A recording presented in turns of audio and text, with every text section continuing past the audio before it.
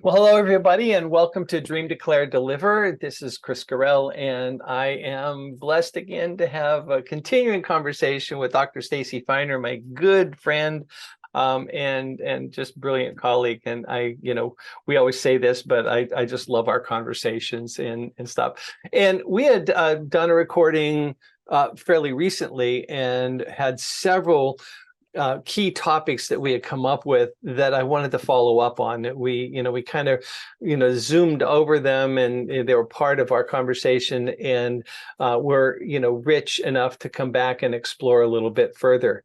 The one that I really wanted to start with is you do a lot of coaching with athletes. And I've done some with athletes, but I really want to learn more about what you see as the distinctions that they have around emotions and emotional intelligence as it applies to the world of athleticism and performance. So, can we maybe start there and Sure. let's dive Hey, into Chris. that? Sure. Welcome. Yeah. I wish I had gotten the Hawaiian memo. I have a couple of cool Hawaiian shirts that I could have worn too. Suffices to say, yeah, we could. So when you say, let me just, clarify my work with athletes, elite athletes, Olympians, and professional athletes. Really, I wouldn't qualify it as a lot. I would say it happened more late in my career, around the time of the pandemic, when there was the lockdown. And all of us suffered, most of us suffered from the lockdown, Mm-hmm. athletes in particular, and they were in the news a lot. We were missing them. They were missing us. They couldn't keep up with their records and their numbers and their performance, and without those benchmarks, Right. they suffered, because every day they're working towards improving their performance. So Right. that disconnection from their team, and et cetera. Yeah, But so they weren't able to be with their team, which is one of their big sources of fuel. And weren't able to work out, and a lot of places were closed down where they could work out, so they're out on their own and stuff. So how big of a toll did that take? Well, I would say that was devastating. Mm. They probably, I would say every single athlete was taken out of their context. Mm-hmm. Their sport was taken away, so that was their competition and their job, Mm-hmm.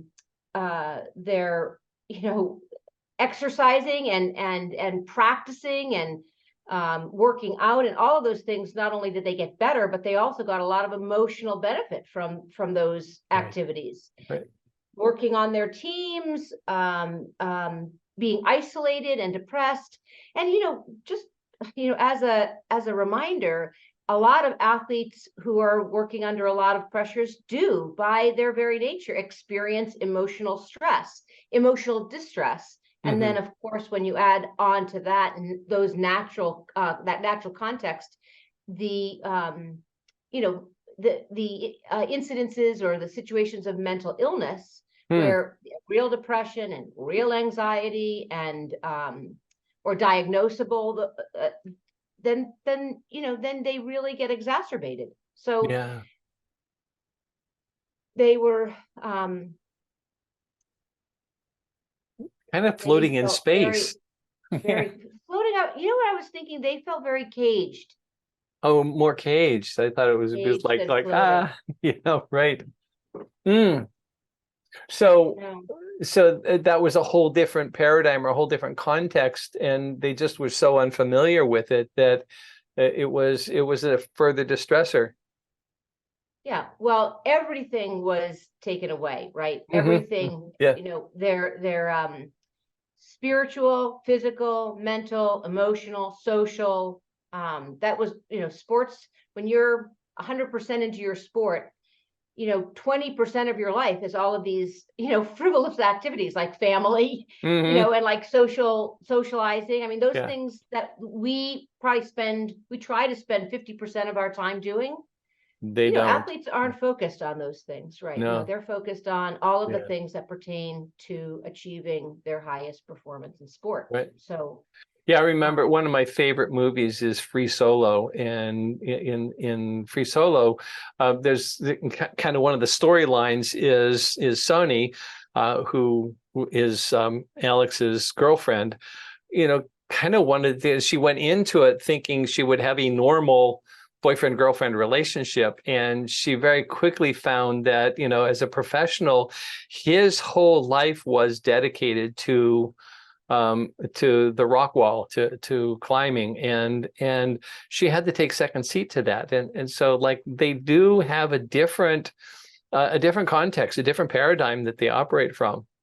I was wondering, no, I'm sorry, just like something fired in my head. I remember when football started up in COVID, and the teams were able to at least get together, and they practiced with masks on, but they played the game, but they had canned audience applause in the stadium. Oh, yeah, And yeah. it felt so weird to me. And I wondered what they felt like, out there on that. Yeah, I don't remember really having too much exposure or experience with those kind of conversations, but as observers and listening to some of the conversations, um it was a little bit patronizing. It was a little bit Yeah, yucky. it just yeah, it was really yucky, right? It was really Yeah. more for the fans, right? Trying to get us back into the feeling of a Yeah, real right. game. You're part of a game, and you're part of an audience and stuff like that. And it just was so fake that it felt kind of like weird, slimy. And Yeah. I don't know if the players on the field, had that canned sound or not. I don't think so. But going back to what you were saying is, when that container got taken away and they were placed in this box, was their depression? What happened to their motivations and stuff? I'll go back also to the situations that came forward for me, where I got private and personal calls from different players, not associated with their club, Mhm. and they were willing to talk about and ready to talk about and needing to talk about emotions. And yes, in those situations they were feeling powerless, um almost there was this embarrassment or shame that they were so dependent on Yeah, this wow. sport or this job, that who were they with it just exposed them a lot to their own need for the Right, sport, and when it was gone, how empty they were, or right, how unaccustomed they were to not having all of the aspects of their sport, that if you just took the sport away, they felt like they had nothing. right. And then they were with their relationships, they were with their families, and one athlete said to his spouse said to him, we've been waiting for you to be home for years, and here you are home, and you can't even make time for us. You can't even get any energy for us to Mm, mm. be with us, because you're so depressed because you can't play. Just make it a sabbatical, make it a Yeah, right. make the best out of it. And that was also demoralizing. I mean, no Hmm. blame on the spouse. That was her experience, and that was her attempt to get him Right, activated and energized. But it didn't work, and in his mind it made it worse for him, because he couldn't find the energy, he yeah, couldn't find any joy from the circumstance. He right. didn't, and then there's all this ambivalence. When do we go back, and what rules do we abide by? And this is my last year. There was one athlete who didn't really, this was his last hurrah. Yeah, And right, so his last year in sport was at risk, and right. that was just devastating to him. Devastating indeed. And So you, interestingly, in that, it was interesting in that conversation, it was like, how many years have gone by where you haven't been present enough in the moment, so that mm, when you look back on it, it has real relevance. so there's almost a And remorse there too, a like remorse. like a sadness that is coming to an end. And this might be my last hurrah, and I might not even get a chance to do that. But then a remorse of like, when did I not take the opportunities and stuff? So you made a distinction in the last call of funk and slump. That the funk was really, they went into this emotional, blah, this emotional funk. But there was also a slump in performance too that was associated with that. Well, the way that's so interesting. I think it's a great distinction. I'd love to talk about it in the context of the call, just because I think it's an interesting, it's an interesting story about how a coach or a psychologist would kind of an intervention, right? So for the audience, this is what I was thinking when we were on the call. It was the first call with this athlete. He shared with me that his friend told him to call me and said, just tell Stacy you're in a funk. Just tell her you're in a funk. She'll know what to do, because he didn't know what he was going to say when he got on the phone with me. So he said, whatever. Tony told me to call you, and he told me to tell you that I was in a funk and you'd know what to do. So I didn't expect the call. So I was, I was a no little pressure bit, at all, right? and also, I wanted to, I also needed to come down from my own excitement that I was speaking to a celebrity. And I needed to remember that in this context, that was not his role. Right. And it was not my role to be a fan. So I had to, that was the first order of business. And then I needed, in order not to be over my heels with him, and, or over my, get too excited, I just needed to temper myself. And I said, just give me a minute. Let me think about the best way to start this with you, because it feels a little, it could feel a little awkward. And I don't want to get too excited that I get a chance to explore these things with you. And I also don't want to make it so it's not important enough. So I said, let's start with, what's the difference between a funk and a slump? And what happened in that moment, and I thought it was a really good distinction, because he's a professional on slumps. He knows slumps, I don't. Right. That word has a lot more meaning to him and his life and his experiences. And funk meant a lot to me. I could understand the concept of funk perhaps a little bit better. So there we are now, just in a conversation, just like we're going to have a conversation about concepts. And how do these strange concepts mean? What do they mean to us? And then as it becomes more personal to what it means to us, then it will reveal the sorrow or the gap or the confusion, or then it requires the opportunity for exploration. And so that's how we got started. And I'm not the only person who repeats that story. He likes to repeat that story also. So I share that again because, when people enter into coaching, somehow they might forget that the coach has to, or the therapist, or we have to acclimate too. It's not like we come in all knowing and the relationship is really simple for us. We have to find our way too. Yeah, that's so true. I always said to people that I have to find the lovable part in the person that I'm coaching, because I have no leverage whatsoever other than attaching myself to some part of that person that I really want to see thrive. And so I called it looking for the lovable part, that I could attach to me to, that I would say, okay, so there's the skin in the game for me too.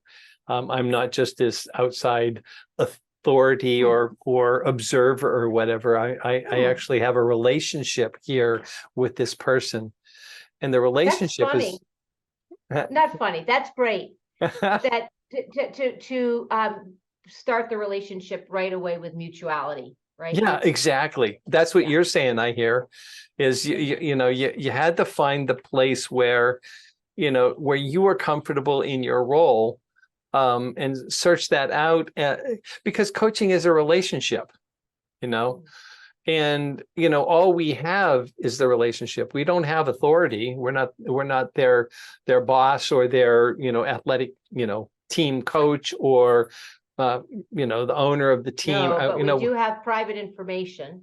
Yes, exactly. But that's So, part of the relationship. That only comes right. when you develop that relationship, that then they share that private information with you. And then we can get into the real meat of the matter. So, That's interesting. If I can riff on that just a little bit about the you know, development of a relationship in a coaching relationship or a therapeutic relationship. mhm. It's funny when I used to coach financial advisors, wealth advisors, traders, and Yeah, bankers those guys, and yeah. such investment. They well, back in the day they'd swear a lot, and so I kind of picked up swearing. And one of the things that swearing got me when I was working with men was, oh, that's an HR issue. And I said, okay, so you have something on me. I'm going to have a lot on you. Now you have something on me. So you're saying that there was an emotional lovability between the two of you. And I'm saying, one of the ways that I gained kind of equal footing with clients was when they had something on me too. Yeah, yeah. So, I'm not the That's only person who's carrying the precious information of you, but you have something on me too. So oh, that that's keeps us brilliant. honest also. Yeah, yeah. And that happened with swearing. Yeah. Go figure, which I'm still a swearer. Yeah, that kind of was the badge, was, in the old boy days, when I was coaching senior execs, they would, for Test you, yeah. for a man, they would test me by being, like, rah, rah, rah, rah, and how tough could you be? And I had to be as tough, back at them, and so that because like this somehow that made me okay, like if I didn't take their crap, Right. and some of them were irascible. I mean, curmudgeons. I mean, there were some of those guys. So Particularly lovable was hard in those situations, huh? lovable was hard for some of those things because like where do like, yes, I can establish myself as a power player with you. I'll go knee to knee with anybody now, but I still need to develop the relationship that would allow me to coach you. And it's that human emotional connection that that I think is so important in coaching, that allows us to then have the leverage and just lean a little bit closer and say, yeah, but and I both know that's bullshit, so let's cut to the real issue. What is it Right. really that's going on? And Yeah. like, right in there. Right. And that's all relationship stuff. Yeah. So we were Well, talking about funk and slump, so I yeah. got us off target there. Um, so I think in the context of just in that circumstance, the purpose of the funk and the slump was really for us both to have an expertise to bring to the conversation. Yeah. I don't know that we necessarily, explored it to the degree that maybe is, super relevant to the audience, though I know you did. You kind of talked about slump being a performance measurement and funk being an emotional state, which I think that holds water. I think that holds water. And Yeah. I think that's but So that's the thing. slumps come from distractions. So while you do mention that slump is kind of a measurement, the source of a slump is distraction, is a crisis of confidence, is so it is. But that's all tied to the emotion, of the Right. funk as well. And we were Right. Well, talking, that was the point. yeah, and we were talking There were before about similarities. one of the things that I really loved working with athletes about is, or what I loved about them, that I found so workable, was that while they're very aware of the result, the metric, they knew that the metric wasn't the target. It was their performance, It was their day-to-day practice routine, their follow through, the way they left the pad, or the first two strides off of the line of scrimmage. You got to keep the back low and to keep it low enough so that I had the speed and acceleration that I needed. They knew that those things made a tenth of a second difference in getting down the field or whatever. And you can measure that with the stopwatch, or you can measure that with the scoreboard, but they understand that it's not about that. And I think that so many people that we coach so often get hung up on the metrics as their results, and then they beat themselves up about their metrics and don't look at the internal inspection of, right, what is it that I'm actually doing? What's my attitude? What's my context? How am I approaching this? And unpacking that, that's where the coaching work really is fun to get into.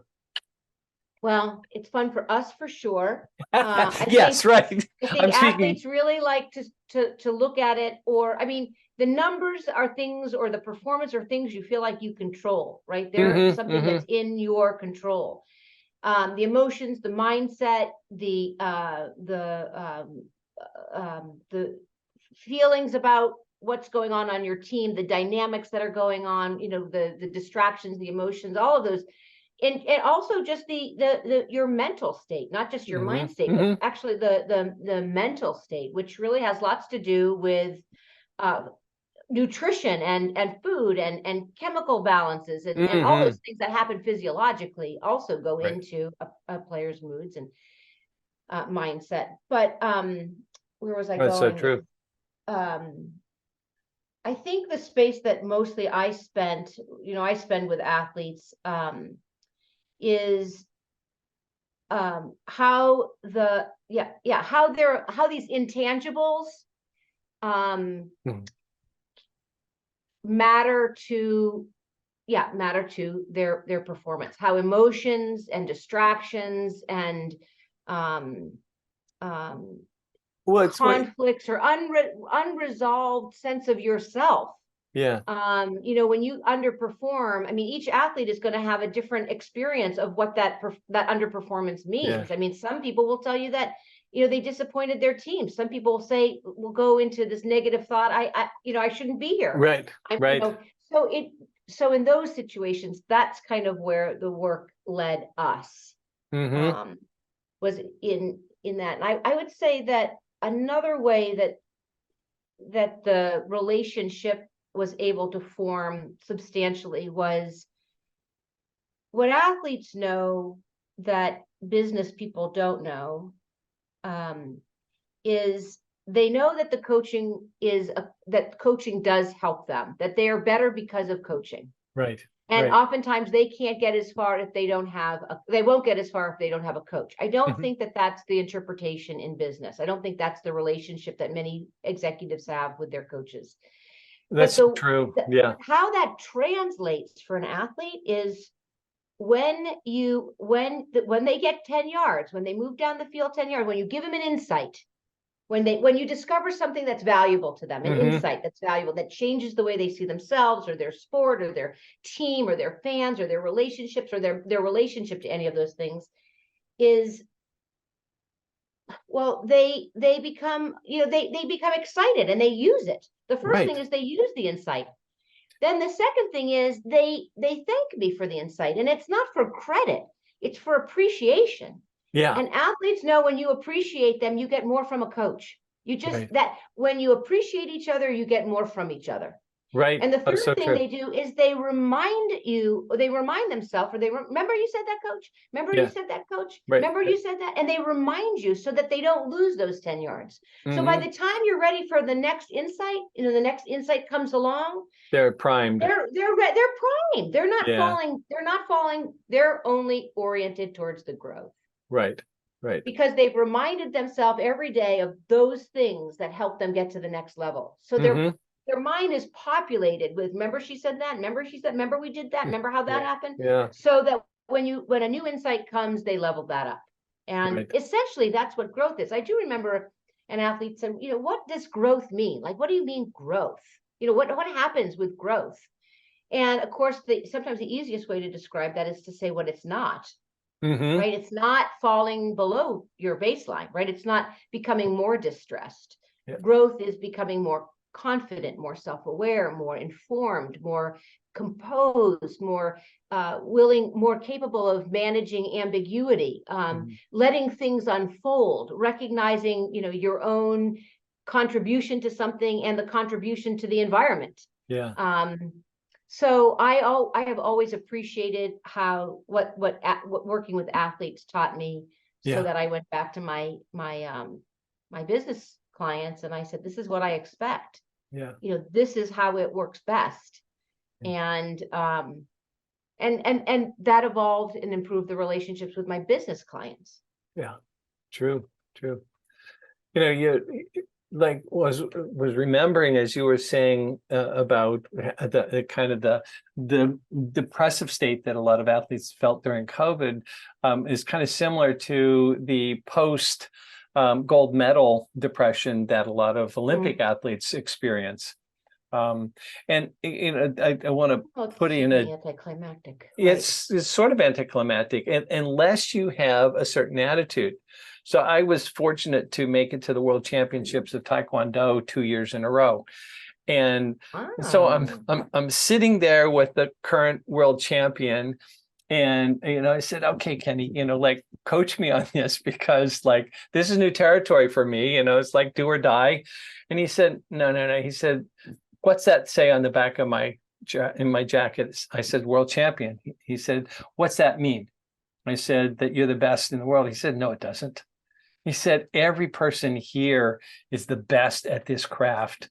It just means that on that day, at that particular time, I scored more points than the other guy. If I make it mean more than that, I get all messed up in my head. But when it's just today's performance, then I can go on to tomorrow and the next day, and I can still play this game. And so the context that he had around championships, by the way, I didn't win the world championship. I came in fourth, which means I lost twice. But I can see your little shame and your little disappointment and my little disappointment. Damn, I got almost all the way. Surprise may not have died. But fourth wasn't. But even in retrospect, fourth isn't good enough for you. Oh, it is. Yeah. Oh, it is. Okay. Oh, yeah. I mean, being top 10 in the world is pretty cool. Okay, gotcha. I didn't hear that part of the story. Oh no, it's just to be there and to be in the company of those other 9 athletes who, at the age that we were, we're all in our 60s, so we were in a class of athletes that were, had to be lifelong athletes. You can't compete on a world level if you haven't been taking care of this body the whole time, as you grew older. But the thing that I learned from Kenny, his name is Kenny Richardson, and he's a wonderful man. But the thing I learned from him was that this day is just another day. It's not the be all end all. So this is the championship. No, it's just another contest. And I may score more today than you, and you may score more today than me. It's no other day. There's no specialness to it. And that allowed him to continue playing the game, to continue competing in that, and I just thought it was so insightful, wise and insightful. Yeah. So we've several times talked about the word context, and you had mentioned before in the last conversation, and I wrote it down that it was something I wanted to come back to, and maybe we can end up on this: the difference between context and control.